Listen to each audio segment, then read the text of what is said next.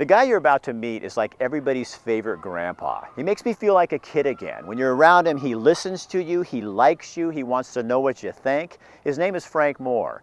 And photographer Bill Getz and I met him back in the 90s when we did a story on him down along the Umpqua River. Well, recently we went back, found Frank again, updated the story, and that is tonight's Tale for the Ages. Nestled in a canyon where the mighty North Umpqua River flows, there is a pond. Near the pond, a log home. A log home built by Frank and Jeannie Moore. A friend of mine said, okay, you're retiring, why don't you build a log house? And I, romantic that I was, I thought, oh, why not? We met the Moores 23 years ago while working at KEZI TV. How our paths crossed, I do not remember, but the Moores I will never forget. In those days, we produced a segment about people. Oh, how I love telling their stories. A quiet man who measures his life in friendships. And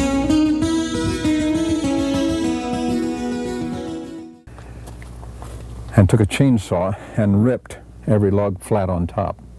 The log home Frank said he'd never finish, he probably never will. At age 92 and Jeannie close behind at 89, finishing the house is a low priority. I fell in love with a man. When I was first date with him, I was 15 years old. And there's just never ever been another man in my life. Jeannie still hangs the clothes out to dry on a line inside or outside, depending on the weather. Frank still has a fish pond stocked with trout. We got everything we need, each other. The pair married 70 years ago. I was shy, and he just doesn't live in a shy world. So I learned, I just exposed to a lot of people and learned how to be a little more open. So I'm pretty open now, anyway. What stress we've had, we were able to ride over the top of it. And well, both of us, not just me, but both of us. And a lot of that was because of what we gave and received from each other. Frank lost some hair since the first story we did. Mine lost its color. But here we are, two guys reconnecting as if time had no say and memories of a day still hang in the air. Frank still fishes and teaches others the art of casting and renewing old friendships. Talking about politics, and I knew you did that one time, and I was hoping something would happen. And they're not there for the people. A lot of them start out that way, but they wind up, again, getting into themselves. You know, they become, what's in it for me, instead of what can I do for the people. Frank worked for governors and new movie stars and writers. And since our story, Frank's story, appears on Oregon Public Broadcasting and even in a new documentary about he and Jeannie's life called Mending the Line. And all 3,000 people in the auditorium, in the Keller Auditorium in Portland, erupted. 10-minute standing ovation.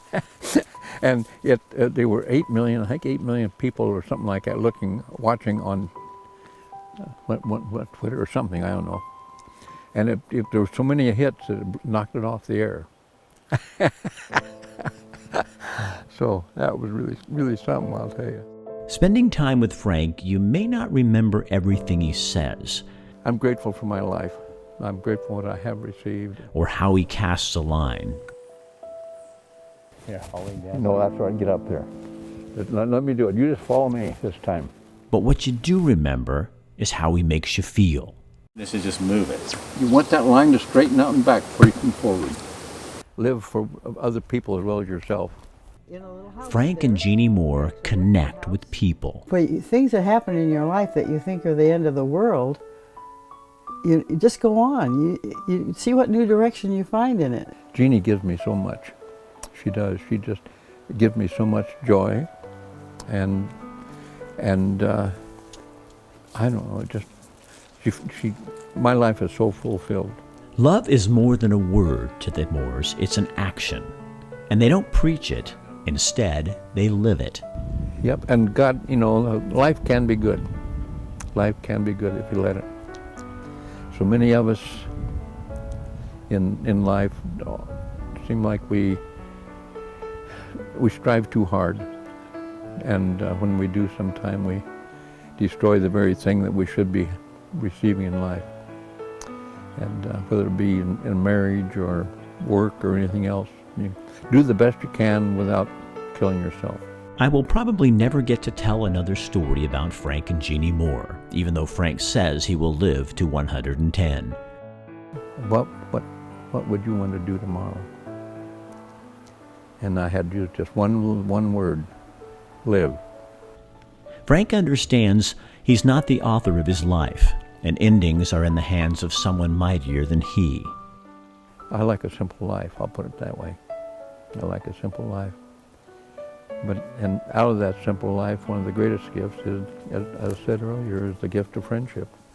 Frank is the first guy to tell you his life isn't perfect, but he's lived a perfectly amazing life. I don't know why I've been so blessed, but I really have been, with a wonderful wife and family, and I've received so many honors that I in my judgment, I haven't deserved. He's lived a full life and done it well. The real gift to his story is to the writer who his story gets to tell.